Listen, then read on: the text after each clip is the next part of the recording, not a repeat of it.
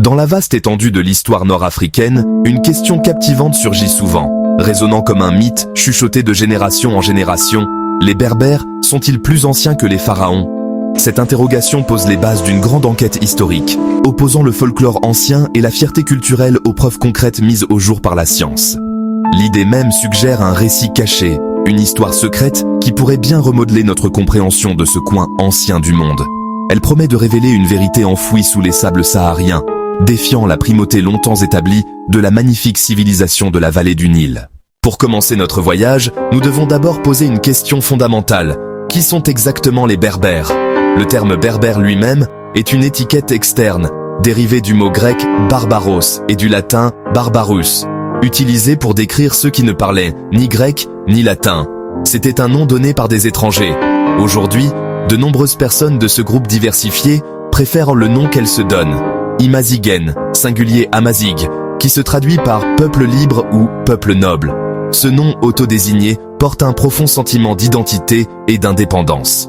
Les Imazigen sont les peuples autochtones d'Afrique du Nord, le Maghreb, de la côte atlantique du Maroc, à travers les montagnes et les plaines d'Algérie, en Tunisie, jusque dans les déserts de Libye et de Mauritanie, jusqu'à l'oasis de Siwa en Égypte occidentale et jusqu'aux îles Canaries.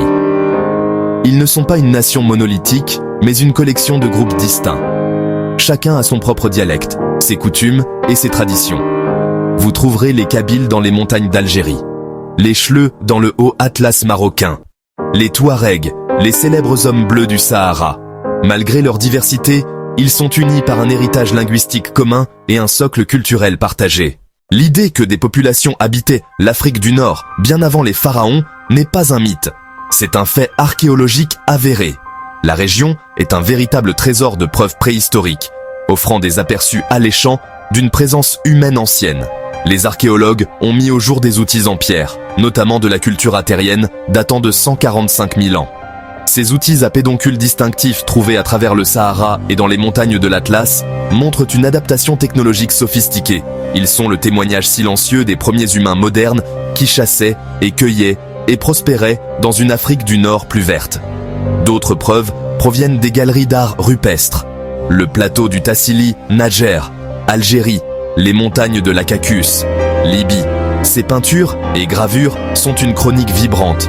Les images les plus anciennes, peut-être il y a 12 000 ans, montrent une mégafaune riche, éléphants, girafes, buffles aujourd'hui disparus, parcourant un Sahara luxuriant. Plus tard, l'art introduit des animaux domestiqués, bovins, moutons, chèvres, signalant le passage au pastoralisme. Ces images sont des documents historiques illustrant le changement climatique et l'évolution des modes de vie. Les fouilles à la grotte de Hawa-Ftea, Libye, révèlent une occupation presque continue pendant des dizaines de milliers d'années. On y trouve de la poterie ancienne, vers 10 000 ans. Cette innovation indique des communautés plus sédentaires qui stockaient nourriture et eau. Le registre archéologique montre une présence humaine continue au Maghreb, bien avant l'unification de l'Égypte. Ses habitants furent les pionniers de l'Afrique du Nord, ont vu le Sahara changer et se sont adaptés pour survivre. Outils, art rupestre, anciennes colonies, preuve d'une histoire humaine incroyablement ancienne et profondément enracinée. Pour aborder correctement notre question centrale, nous devons comparer les chronologies, l'Égypte pharaonique et les cultures préhistoriques du nord de l'Afrique. L'État pharaonique est traditionnellement considéré comme ayant commencé vers 3100 avant notre ère, avec l'unification de la Haute et de la Basse-Égypte, souvent identifié comme le roi Narmer. Cette aube inaugure 3 millénaires d'histoire enregistrée. Héritage, pyramides, temples, hiéroglyphes et une liste détaillée de rois.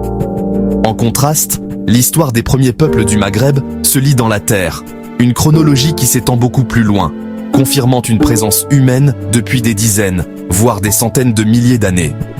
La révolution néolithique a commencé en Afrique du Nord vers 7000 à 5000 avant notre ère.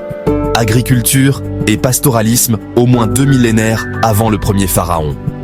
Les habitants élevaient déjà du bétail, fabriquèrent de la poterie et vivaient dans des groupes sociaux de plus en plus complexes. Une évolution profonde et graduelle plutôt qu'une consolidation politique soudaine.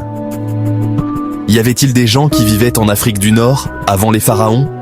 La réponse est un oui sans équivoque. Cependant, soyons précis, ces peuples anciens sont les ancêtres des Imazighen d'aujourd'hui, mais ne se seraient pas forcément identifiés sous ce nom, ni partagé la même identité culturelle et linguistique exacte. La comparaison ne révèle pas une concurrence, mais deux modes différents de développement. Égypte fluviale, centralisée le long du Nil. Maghreb diffus, adapté à montagne, côte, désert. Ainsi, l'état politique de l'Égypte pharaonique est plus jeune que la présence humaine au Maghreb. Chacun demeure un pilier ancien à la chronologie unique et profonde. Eh bien, vous savez, les deux méritent notre attention. Au-delà des outils en pierre et de l'art ancien, deux puissantes disciplines offrent un aperçu. La linguistique, la génétique. Les langues tamazightes appartiennent à la famille afro-asiatique, incluant l'égyptien ancien, les langues sémitiques et les langues couchitiques. Une superfamille linguistique, regardez ses branches. Une langue proto-afro-asiatique fut parlée il y a des millénaires, probablement en Afrique du Nord-Est ou au Proche-Orient. Les linguistes comparent vocabulaire, grammaire et son pour estimer les divergences. La branche berbère se sépare il y a plusieurs milliers d'années, bien avant l'état pharaonique. La génétique révèle une composante maghrébine très ancienne, la plus marquée chez les berbérophones, présente depuis plus de 15 000 ans. Le cœur amazigh vient des premiers humains modernes du Paléolithique, autochtones de la Terre. Mais l'histoire génétique montre aussi des apports du Proche-Orient, agriculture, d'Afrique subsaharienne et d'Europe. Les Imazighen ne sont pas une race pure restée inchangée. Ils ont intégré diverses influences, tout en conservant une identité de base distincte et ancienne. La linguistique et la génétique aboutissent à la même conclusion. Les racines du peuple berbère s'enfoncent exceptionnellement profondément dans le sol préhistorique de l'Afrique du Nord. Les Imazighen ne furent pas de simples spectateurs. Ils ont formé leur propre royaume et civilisation puissante. La civilisation des Garamantes, en vêtre 500 AEC 700 EC, prospéra au cœur du Sahara libyen. Ingénieurs hors pair, canaux souterrains appelés Fogaras, oasis luxuriante, capitale Garama, contrôle des routes transsahariennes. Société lettrée développant sa propre écriture, richesse et pouvoir, souvent en conflit avec Rome au nord. À l'ouest, les Maziles et Masaéciles fondèrent la Numidie, fameuse pour sa cavalerie recherchée par Carthage et Rome. Massinissa, stratège du 2e SBA AEC, unifia, développa l'agriculture, fonda des villes, frappa monnaie, un âge d'or prouvant la capacité étatique amazighe. Bien qu'ils aient laissé moins de temples monumentaux, ils bâtirent des villes florissantes, des réseaux commerciaux complexes et alignèrent de puissantes armées. Du royaume oasis des Garamantes à la cavalerie numide sous Massinissa et Jugurtha, leur histoire est celle de la résilience, de l'adaptation et du pouvoir, centrale pour les mondes méditerranéens et africains antiques. Les Berbères sont-ils plus anciens que les pharaons? Après l'archéologie, la linguistique et l'histoire, la vérité dépasse le simple oui, non. La réponse est un équilibre. D'une certaine manière, oui, l'ascendance fondamentale des Imazighen est antérieure de dizaines de millénaires à l'état pharaonique. L'art rupestre, les outils en pierre et les marqueurs génétiques l'attestent. Mais la civilisation pharaonique, vers 3100 AEC, offre un repère net pour un état lettré.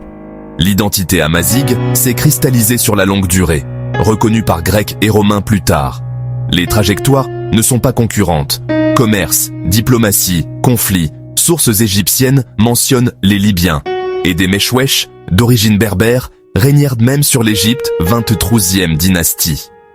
La question ouvre un portail.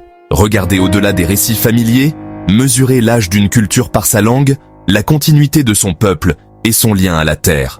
L'histoire des Imazighen et celle des pharaons sont deux chapitres essentiels de l'épopée humaine. Les deux méritent notre curiosité, notre respect et notre étude continue.